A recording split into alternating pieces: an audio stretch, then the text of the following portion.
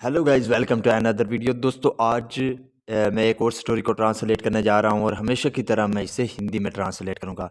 तो इस वीडियो को आखिर तक ज़रूर देखिएगा। इस वीडियो में आपको वर्ड बाय वर्ड मीनिंग मिलेंगे और साथ में जो है हम ग्रामर के पोर्शन को भी कवर करने की कोशिश करेंगे। तो गाइस आपसे एक रिक्वेस्ट है, अगर आप इस चैनल पर पहली बार आए हैं तो इस चैनल को सब्सक्राइब कर लें ताकि इसी तरह की आने वाली वीडियो आप तक पहुँचती रहे। तो वीडियो शुरू करते हैं। वीडियो का जो टाइटल है वो है अदर्स पोजेशंस। यहाँ पे अपोस्ट्रोफी एस है जो कि की का मतलब देता है। तो दूसरों का पोजेशन का मतलब होता है मलकियत, किसी की मलकियत होना। तो दूसरों की मलकियत, ये था हमारा टाइटल। इसको डिटेल में पढ़ते हैं। वन डे, एक दिन, एन एज्ड मैन। एज्ड का मतलब होता है बूढ़ा, यानी कि जो बूढ़ा आदमी हो उसे एज्ड कह रहे हैं, यानी कि बूढ़ी उम्र का। तो एक दिन बूढ़ी उम्र का आदमी वाज गोइंग, यहाँ पे वाज के साथ वर्ब की फोर्थ फॉर्म है। जब वाज के साथ वर्ब की फोर्थ फॉर्म लगती है तो वो पास्ट कंटिन्यूअस का वाक़या माना जाता है। तो एक दिन एक बूढ़ा आदमी जा रहा था टू अटेंड करने के लिए, यानी कि शामिल होने के लिए रिलीजियस गैदरिंग। एक रिलीजियस कहते हैं मजहबी को, तो गैदरिंग का मतलब होता है इज्तिमा। तो मजहबी इज्तिमा अटेंड करने के लिए, यानी कि उसमें शामिल होने के लिए जा रहा था। एंड और अ यंग मैन, एक नौजवान आदमी, यंग मैन कहते हैं नौजवान आदमी को, एक नौजवान आदमी वाज गोइंग, वो भी जा रहा था। यहाँ पे भी पास्ट कंटिन्यूअस टेंस का यूज़ किया गया है। तो वो भी जा रहा था टू मीट, मिलने के लिए, हिज ब्यूटीफुल फियांसे। फियांसे कहते हैं मंगेतर को, तो ब्यूटीफुल कहते हैं खूबसूरत। तो अपनी खूबसूरत मंगेतर को मिलने जा रहा था। तो इसको दोबारा समझते हैं। One day an aged man was going to attend the religious gathering. एक दिन एक बूढ़ा आदमी एक मजहबी इज्तिमा में शामिल होने के लिए जा रहा था। And a young man was going to meet his beautiful fiancee, और एक नौजवान आदमी अपनी जो उसकी थी मंगेतर, उससे मिलने जा रहा था। दे बोथ, बोथ का मतलब होता है दोनों, यानी कि ये दोनों के लिए इस्तेमाल किया गया है। दे बोथ यानी कि दोनों, मेट मिले, मीट का मतलब होता है मिलना। यहाँ पे जो है वो सेकंड फॉर्म का इस्तेमाल किया गया है, मेट। तो वो दोनों मिले ऑन अ रोड, रोड कहते हैं सड़क को, तो वो दोनों सड़क पर मिले। सो इसलिए दे बिगैन, बिगिन का मतलब होता है शुरू करना। यहाँ पे सेकंड फॉर्म का इस्तेमाल किया गया है, बिगैन। दे बिगैन तो उन्होंने शुरू किया टू टॉक, यानी कि बात करना। टॉक का मतलब होता है बात करना, तो उन्होंने बात करना शुरू किया। एंड बिकेम और बन गए। फ्रेंडली का मतलब होता है दोस्ताना, तो वो दोस्ताना यानी कि दोस्त बन गए। तो इसका क्या मतलब है? सो इसलिए they began to talk and became friend, यानी कि उन्होंने एक दूसरे से बात करना शुरू कर दिया और वो एक दूसरे के दोस्त हो गए। The aged man said, the aged man यानी कि जो बूढ़ा आदमी था उसने क्या कहा? सेड, कहा। से का मतलब होता है कहना, तो यहाँ पे सेकंड फॉर्म का इस्तेमाल किया गया है, सेड। तो बूढ़े आदमी ने कहा why don't you come, why क्यों, डोंट यू कम यानी कि तुम क्यों नहीं आते, विद मी मेरे साथ, टू अटेंड शामिल होने के लिए, द रिलीजियस गैदरिंग यानी कि जो रिलीजियस यानी कि मजहबी गैदरिंग इज्तिमा, तो मजहबी इज्तिमा में शामिल होने के लिए तुम मेरे साथ क्यों नहीं आते। यू विल लर्न, यहाँ पे जो है फ्यूचर इंडेफिनेट का इस्तेमाल किया गया है, वेल के साथ वर्ब की फर्स्ट फॉर्म है। तो यू विल लर्न, लर्न का मतलब होता है सीखना, तो तुम सीखोगे। अबाउट बारे में, सम रिलीजियस टीचिंग, तो कुछ जो रिलीजियस टीचिंग, जो मजहबी बातें हैं, टीचिंग का मतलब यहाँ पे बातें के रूप में इसका यूज़ किया गया है। तो कुछ जो मजहबी बातें हैं उनके बारे में तुम्हें सीखने का मौका मिलेगा या तुम सीखोगे।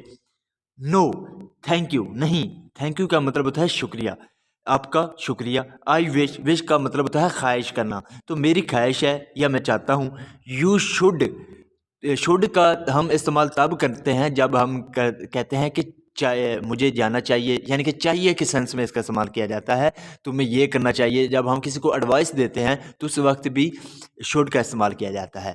तो आई विश, मेरी ख्वाहिश है, यू शुड कम, कम का मतलब होता है आना, तुम्हें आना चाहिए, विद मी, मेरे साथ, टू मीट, मिलने के लिए, माई ब्यूटीफुल फियांसे, तो मेरी जो खूबसूरत फियांसे है यानी कि जो मेरी मंगेतर है, उससे मिलने के लिए तुम्हें मेरे साथ आना चाहिए, ऐसी मेरी ख्वाहिश है। यानी कि ऐसा जो है वो बच्चे ने कहा।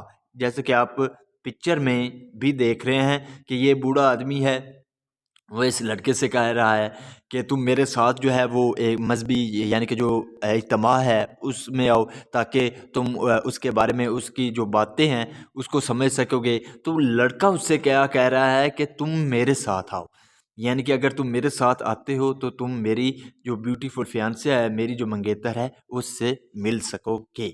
तो ये आपने इस चित्र में, इस तस्वीर में देखा। तो आगे पढ़ते हैं। बट लेकिन द एज्ड मैन, यानी कि जो एज्ड मैन था यानी कि बूढ़ा आदमी था, उसने क्या किया, रेफ्यूज्ड। रेफ्यूज का मतलब होता है इनकार करना। यहाँ पे सेकंड फॉर्म का इस्तेमाल किया गया है, रेफ्यूज। रेफ्यूज का मतलब होता है इनकार करना, यानी यहाँ पे सिंपल पास्ट टेंस का यूज किया गया है। तो उसने इनकार कर दिया। एंड बोथ ऑफ देम, और दोनों, वेंट, चले गए। गो की सेकंड फॉर्म है, तो वेंट, चले गए, ऑन देयर डिफरेंट वेज, तो अपने अपने वेज का मतलब होता है रास्ते, तो अपने अपने रास्ते वो दोनों चले गए। तो इसका क्या मतलब हुआ, but the aged man refuse and both of them went to their on their different way, यानी कि बूढ़े आदमी ने इनकार कर दिया और दोनों अपने अपने रास्ते चले गए। When the aged man reached the religious gathering, win, जब द एज्ड मैन यानी कि जो बूढ़ा आदमी था, रीच का मतलब होता है पहुंचना। यहाँ पे सेकंड फॉर्म का इस्तेमाल किया गया है, रीच, तो वो पहुंचा। द रिलीजियस गैदरिंग, तो जो मजहबी एतमाद था उसमें पहुंचा। ही केप्ट थिंकिंग, तो वो सोचता रहा। थिंकिंग का मतलब केप्ट थिंकिंग, यानी कि वो सोचता रहा। जब केप्ट थिंकिंग, कीप थिंकिंग का हम तब इस्तेमाल करते हैं जब हम कहते हैं कि वो ऐसा करता रहा, वो खेलता रहा। कीप यानी कि वो खेलता रहता है, तो कीप्स, ही कीप्स प्लेइंग। अगर ये पास्ट है क्योंकि सेकंड फॉर्म का इस्तेमाल किया गया, तो कैप्ट थिंक, वो सोचता रहा। तो वो सोचता रहा ऑफ द ब्यूटीफुल वोमेन, तो जो खूबसूरत औरत थी उसके बारे में सोचता रहा। ही कुड हैव मेट, अब यहाँ पे कुड हैव का सेंस हम तब करते हैं जब हम कहते हैं कि तुम ये कर सकते थे, तो तुम खेल सकते, यू कुड हैव प्लेड। तो इसी तरह ही कुड हैव मेट, तो जिससे वो क्या मिल सकता था।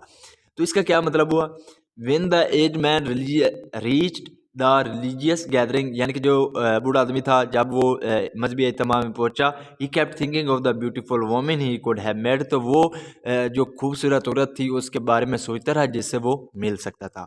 वाइल का मतलब होता है जबकि या हालांकि। The young man was thinking, तो जो नौजवान आदमी था, वॉज थिंकिंग, तो वो सोच रहा था अबाउट द रिलीजियस टीचिंग, तो जो किसके बारे में, अबाउट का मतलब होता है बारे में, तो अबाउट रिलीजियस टीचिंग, तो जो मजहबी बातें हैं उनके बारे में सोच रहा था। ही कुड हैव हर्ड ऑफ, जिसको वो क्या सुन सकता था। हर्ड का मतलब होता है, हेयर का मतलब होता है सुनना। यहाँ पे जो है कुड हैव यानी कि मॉडल के रूप में इसका यूज किया गया है। ही कुड हैव हर्ड ऑफ, जिसको वो सुन सकता था। तो आगे क्या है, दस, इसलिए वी नो, हम जानते हैं, डैट के, अ पर्सन, एक आदमी, कैन नेवर, कभी नहीं, चेंज का मतलब होता है बदलना या तब्दील होना। तो एक जो आदमी है वो कभी यानी कि तब्दील नहीं हो सकता। हिमसेल्फ यानी कि खुद को वो कभी तब्दील नहीं कर सकता। बट लेकिन, ही ऑलवेज थिंक्स, ही ऑलवेज, वो हमेशा थिंक, सोचता है, अबाउट, बारे में, द अदर्स पोजेशन, तो दूसरों की जो मलकियत है उसके बारे में सोचता है। तो दोबारा देखते हैं इसका क्या, दस, इसलिए we know that a person can never change himself, हम जानते हैं कि एक आदमी खुद को बदल नहीं सकता। बट लेकिन, ही always thinks about the other possession, लेकिन वो हमेशा दूसरों की मलकियत के बारे में सोचता है। So this is the video guys, अगर आपको पसंद आई हो तो इस वीडियो को लाइक कर दें, चैनल को ज़रूर सब्सक्राइब कर लें ताकि इसी तरह की आने वाली वीडियो आप तक पहुँचती रहे। Have a nice day, good bye.